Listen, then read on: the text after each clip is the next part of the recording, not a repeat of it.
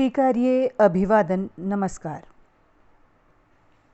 यशपाल की उपन्यास अमिता के धारावाहिक वाचन का आज प्रस्तुत है तीसरा अंक। राजप्रासाद के अंतःपुर में दूसरे तल्ले के एक आलिंद में बालिका युवराज्ञी अमिता लगभग अपने कंधों तक ऊंचे बभ्र को जंजीर से थामे लिए जा रही थी। कुत्ता अपनी जंजीर राजकुमारी के हाथ में होने और उसके साथ चलने के गर्व में सीना फुलाए चल रहा था।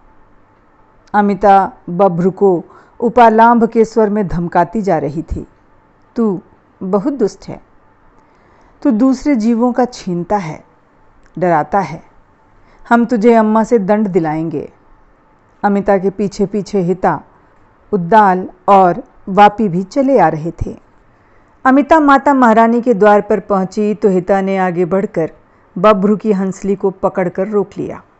राजकुमारी ने द्वार के भीतर जाकर कुत्ते को जंजीर से खींचते हुए आग्रह किया, बभ्र को आने दो, ये बहुत दुष्ट है, हम इसे अम्मा से दंड दिलाएंगे।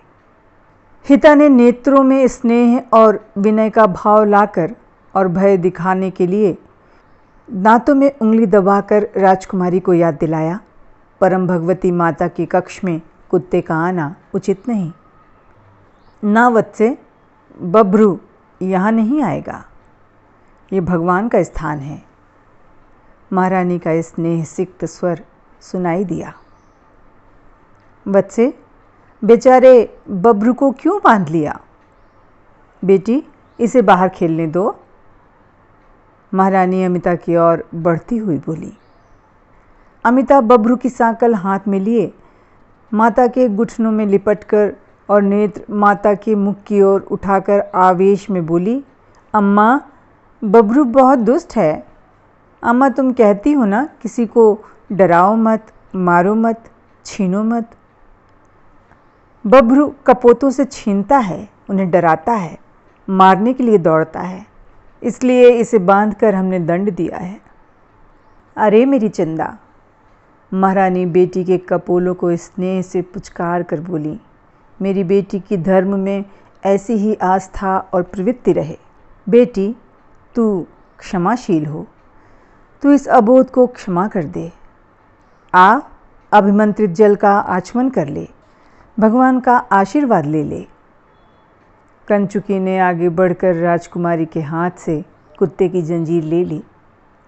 अमिता ने कंचुकी से अनुरोध किया, मामा, बभ्रू को अभी जाने मत देना, हम इसे दूध भात खिलाएंगे।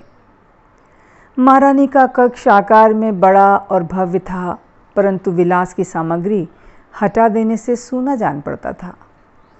सामने भित्ति के साथ बना दी गई वेदी पर स्वर्ण पात्र में सुदूर नालंदा से प्राप्त भगवान का धातु शेष रखा हुआ था। स्वर्ण पात्र के समीप अष्टधातु के एक पात्र में सुगंधित द्रव्यों का पवित्र धूम धीरे धीरे उठ रहा था और एक घृत दीप दिन के प्रकाश में ज्योतिहीन जल रहा था।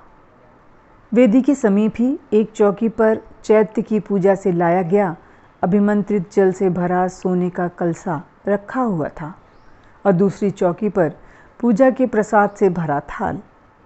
दाहिनी ओर की भित्ति के साथ श्वेत चिकनी शिलाओं के फर्श पर एक मोटा कोमल ऊनी कालीन महारानी के विश्राम के लिए बिछा था। कालीन के समीप चांदी की घोड़ी पर एक धर्म ग्रंथ पाठ के लिए खुला हुआ था। महारानी ने अमिता को अपनी गोद में समेट लिया और मंत्र पाठ करते हुए उस पर अभिमंत्रित जल छिड़का, फिर सोने के छोटे पात्र से पुत्री को आचमन करा दिया। उन्होंने अमिता के सिर पर हाथ रख नेत्र मूंद कर प्रार्थना की, तेरा कल्याण हो, धर्म में तेरी आस्था और प्रवृत्ति रहे, तू सदा बहुजन के हित के लिए, बहुजन के सुख के लिए, बहुजन के परित्राण के लिए यत्न करे। धर्म, भगवान और संघ तेरे रक्षक और सहायक हों। महारानी ने प्रार्थना समाप्त कर नेत्र खोले तो अमिता ने उत्साह से पुकारा, अम्मा, कपोत हमारे हाथ पर बैठ गया था और सिर पर। महारानी ने बेटी की बात को ध्यान न देकर कंचू के उद्दाल को संकेत से समीप बुलाया। बोली, कंचू की मामा, तुमने सुना है कि कोई नया दुर्ग या राज प्रासाद बन रहा है? जिस समय महारानी नंदा राज प्रासाद में वधू के रूप में आई थी, कंचू की उद्दाल के श्मश्रु श्वेत हो चुके थे। महाराज की माता उसे कंचू की भाई कहकर पुकारती थी। महारानी नंदा ने उद्दाल को कंचू की मामा ही संबोधन करना शुरू कर दिया। तब से प्रासाद में उद्दाल को सभी मामा कहकर पुकारने लगे। उद्दाल ने विनय से सिर झुका दिया। परम भगवती अन्नदाता, सुना है कि प्राचीर के बाहर उत्तर में एक दुर्ग बनेगा और उत्तर में नगर प्राचीर का विस्तार होगा। अमिता माँ का ध्यान अपनी बात की ओर न देखकर उनका ध्यान पाने के लिए सामने हो माँ का हाथ पकड़कर उत्तेजना से बोली, अम्मा, कपोत हमारे सिर पर और हाथ पर बैठ गया तो। महारानी बेटी के मुख को अपने सामने से हटाकर अंक में समेटती हुई कहने लगी, परंतु क्यों मामा, क्या आवश्यकता है दुर्ग की? उद्दाल ने फिर विनय से सिर झुका दिया। अन्नदाता, क्षमा हो, ये तो दास नहीं जानता। ऐसा भी सुना है कि फिर युद्ध होगा। अमिता अपनी बात सुनाने के आग्रह में फिर माता के सामने होकर बोलने लगी, अम्मा अम्मा सुनो बब्रू। महारानी ने फिर बेटी को सामने से हटाकर अंक में भर लिया और माथे पर चिंता की रेखाएं डालकर कंचुकी को संबोधन किया, मामा, किसकी आज्ञा से दुर्ग बन रहा है? किसके आदेश पर ऐसा हो रहा है?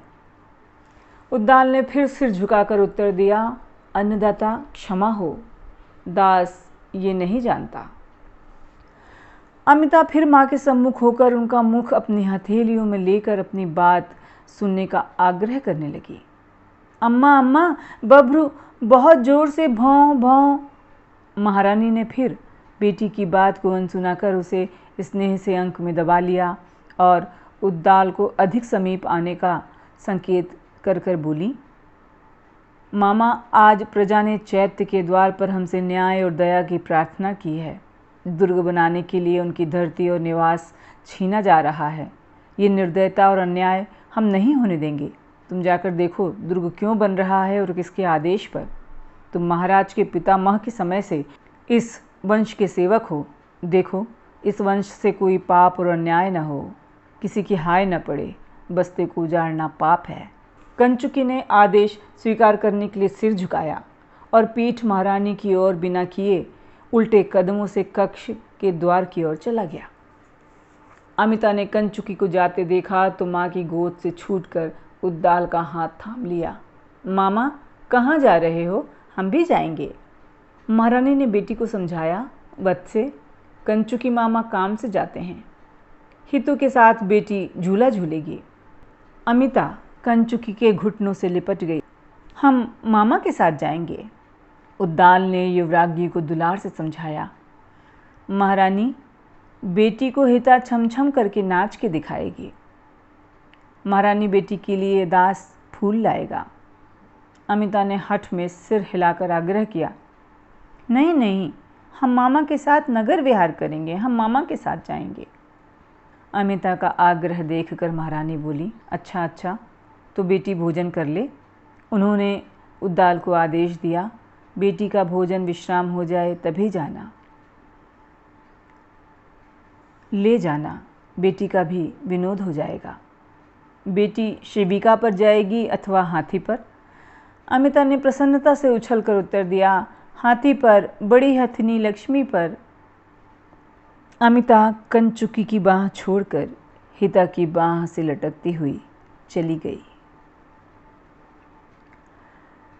अभी आप सुन रहे थे यशपाल के उपन्यास अमिता का धारावाहिक वाचन।